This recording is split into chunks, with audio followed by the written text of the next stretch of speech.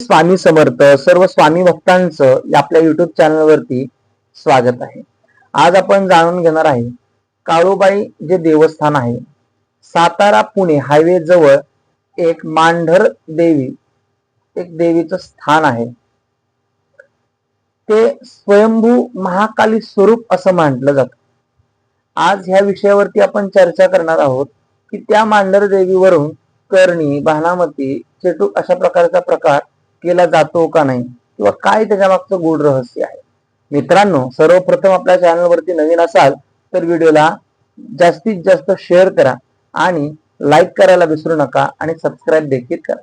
स्वामी भक्तांनो, आज आपण जाणून घ्यायचं आहे मांढर देवी जी महाकालीचं स्वरूप मानलं जातं, की जे मांगीर बुवा आणि धावजी पाटील नावाचे दोन तिचे रक्षक आहेत आणि 52 चेड्याची मालकीन असं तिला म्हटलं जातं, कारण की तिने सर्व पित्रांना व सर्व दैत्यगणांना तिनं सामावून घेतलेलं आहे। ते सर्व तिचे एक लेकर बाळाप्रमाणे तिचे आहे, त्यामुळे तिने सामावून घेतलेलं आहे आणि युद्धामध्ये यांनी सुद्धा त्यांची भरपूर अशी मदत केलेली आहे।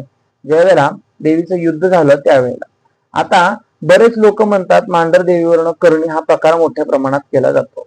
हो मित्रांनो, मांढर देवीवरून करणी हा प्रकार भरपूर मोठ्या प्रमाणात केला जातो, पण हा खोटा प्रकार आहे।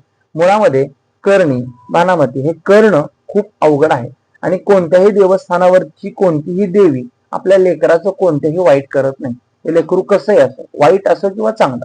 तर एक गोष्ट लक्षात घेण्यासारखी आहे की मांढर देवीच्या काळूबाईवरून करणी, भानामती असे प्रकार होत नाहीत। आता विषय दुसरा, तिथे जे पित्र आहेत, चेडे, गोटे व इतर प्रकार आहेत, त्याच्यावरून भरपूर अशा निगेटिव्ह गोष्टी करता येतात असं लोकांचं म्हणणं आहे। पण मुळामध्ये ह्या गोष्टी करणं ही योग्य नाही, ह्याचा त्रास त्या व्यक्तींना होऊ शकतो। ज्याच्यावरती करणी नावाचा प्रकार ते करतात त्यांना न होता याच लोकांना त्रास होऊ शकतो, कारण की देवी ही शासन करणारी आहे, देवी शांत बसणारी नाहीये। तुम्ही जर का चुकीच्या पद्धतीने तिच्या गणांना जर का त्रास देत असाल, तिच्या जणांना भाग पाडत असेल एखाद्याचं वाईट करायला, तर याचा इम्पॅक्ट तुमच्यावर देखील पडतो। आता नक्की करणी, भानामती हा प्रकार खरा आहे का? तर मित्रांनो, हा प्रकार खरा आहे, पण हा प्रकार विविध वेगवेगळ्या प्रकारच्या क्षेत्रातले गुरुच करू शकतात। आजकालचे खूप असे कमी लोक आहेत जे हा प्रकार करू शकतात आणि मुळामध्ये आपण 90% जे लोक आहेत ते सगळे फालतू आहेत आणि फसवणूक करणारे आहेत।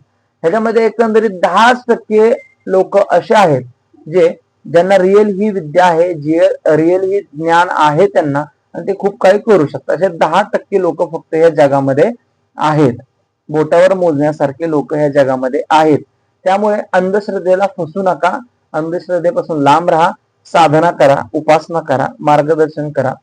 एक प्रकारे चांगल्या पद्धतीने तुम्ही एका चांगल्या वळणावरती जा। समोरच्या व्यक्ती किती प्रगती करतोय त्याच्यावर आपण स्वतः जलेस होणं गरजेचं नाही, आपण आपल्या परीने प्रगती करणं गरजेचं। समोरच्या व्यक्तीने कितीही काही करू, आपण त्यापासून विचार करून वैचारिक क्षमतेनुसार व्यवस्थित चालणं हे खूप गरजेचं आहे।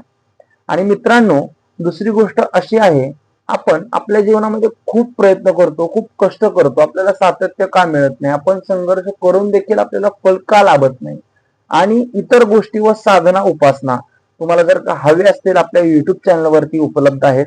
चॅनलवर व्हिजिट करा आणि मी तुम्हाला वेगवेगळे व्हिडिओ त्याच्यावरती बनवलेले आहेत, ते तुम्हाला समजेल की साधना कशी करायची, उपासना कशी करायची, मार्गदर्शन सर्व गोष्टी तुम्हाला सांगितलेल्या आहेत। माहिती देखील वेगवेगळ्या गोष्टींवरती मी देत असतो।